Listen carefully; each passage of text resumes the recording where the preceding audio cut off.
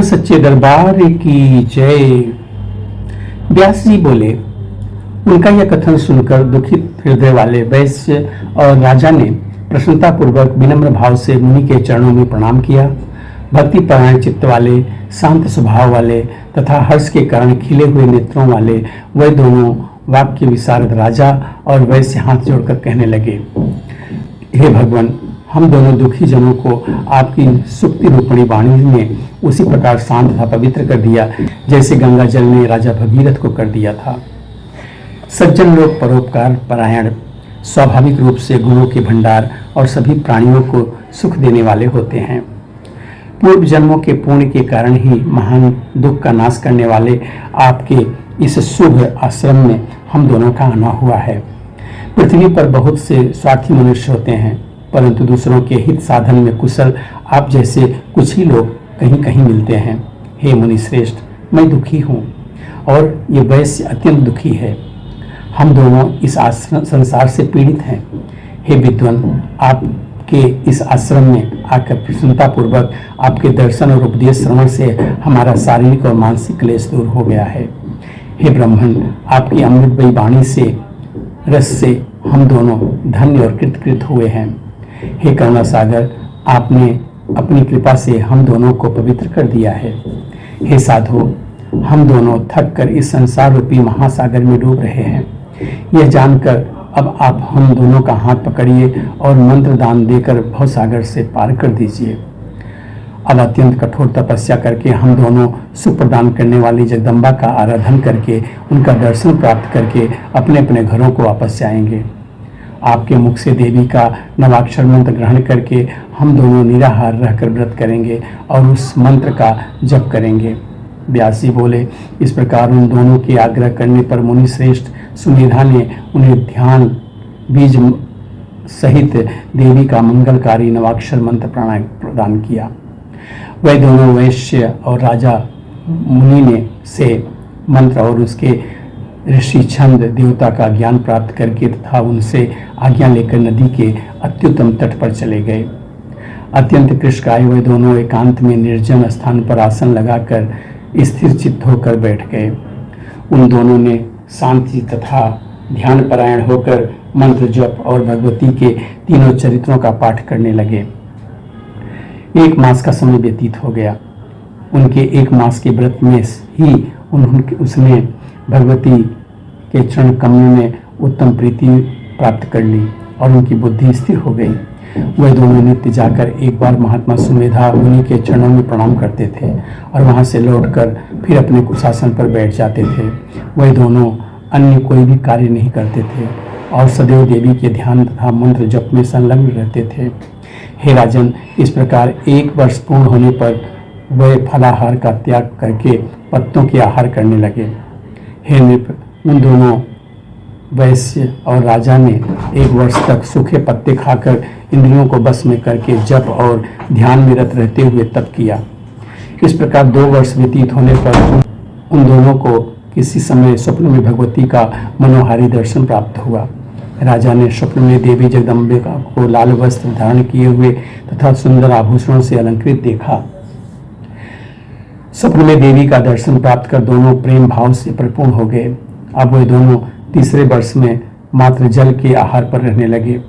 इस प्रकार 3 वर्ष तक तपस्या करने के पश्चात वह दोनों राजा और वैश्य मन में देवी के साक्षात दर्शन की लालसा से चिंतित हो उठे।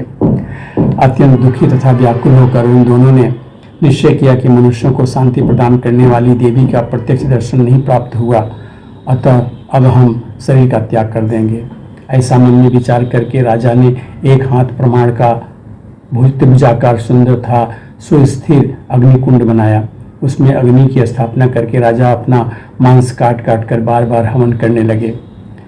साथ ही अत्यंत भक्तिमान व वैश्य भी प्रदीप्त अग्नि में अपना मांस डालने लगा। तत्पश्चात वह दोनों जब अपने रुधिर से इन देवी को बलि देने के लिए उद्यत हुए, तब भगवती उन दोनों को प्रेम भक्ति में तन्मय और अत्यंत दुखी देखकर उन्हें प्रत्यक्ष दर्शन देकर उनसे कहने लगी। देवी बोली, हे राजन, अपना मनोभिलषित वर मांगो। मैं आज तुम्हारी तपस्या से संतुष्ट हूँ। अब मैंने समझ लिया है कि तुम मेरे भक्त हो। इसके बाद देवी ने वैश्य से कहा, हे महामते, मैं प्रसन्न हूँ। तुम्हारा अभीष्ट क्या है? तुम्हारे मन में जो भी हो मांग लो, मैं उसे अभी दूंगी। व्यासी बोले, उनके इस वचन को सुनकर प्रसन्न मन वाले राजा ने उनसे कहा कि बलपूर्वक मैं शत्रुओं का नाश कर अपना राज्य प्राप्त करूं, मुझे आज यह वरदान दीजिए।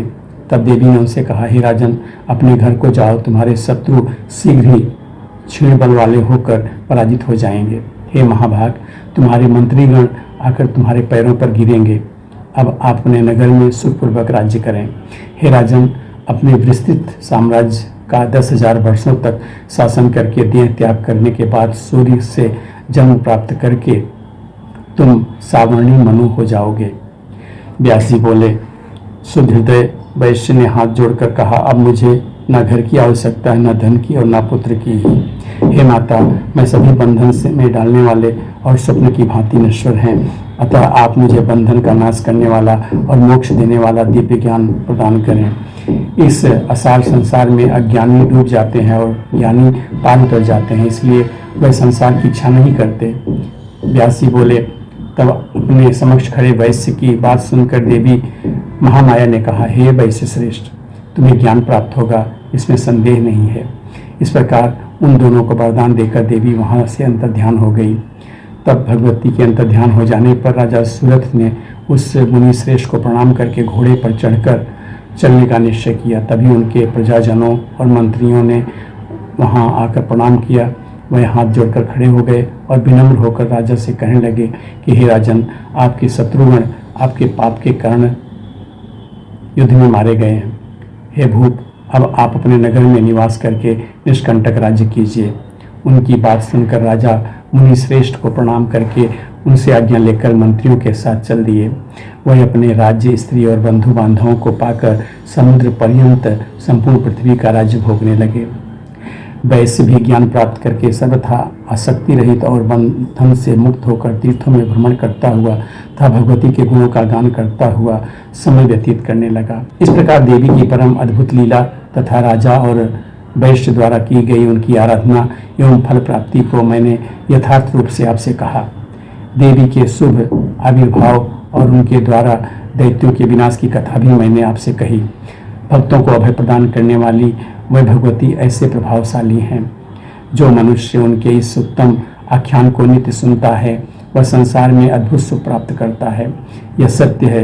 यह इस पवित्र और अद्भुत आख्यान का श्रवण करने से यह ज्ञान, मोक्ष, कीर्ति और सुख प्रदान करता है। यह मनुष्यों को भी सभी कामनाओं की पूर्ति करने वाला तथा समस्त धर्मों का सार और धर्म, अर्थ, काम और मोक्ष की प्राप्ति का परम कारण बताया गया है। सूत जी बोले, राजा जन्मेजय के पूछने पर सभी अर्थ तत्वों को जानने वाले सत्यवती पुत्र व्यास ने उनसे यह दिव्य देवी भागवत संहिता कही। परम दयालु भगवान कृष्ण द्वैपायन मुनि व्यास ने शुंभ दैत्य के वध की कथा पर आधारित देवी चंडिका के चरित्र का वर्णन किया था। हे मुनीश्वरों, समस्त पुराणों का सार स्वरूप यह इतिहास मैंने आप लोगों से कह दिया है। यहाँ पे पंचम स्कंद का 35वां अध्याय पूरा होता है और यहीं पे पंचम स्कंद समाप्त भी होता है। बोलो सच्चे दरबार की जय।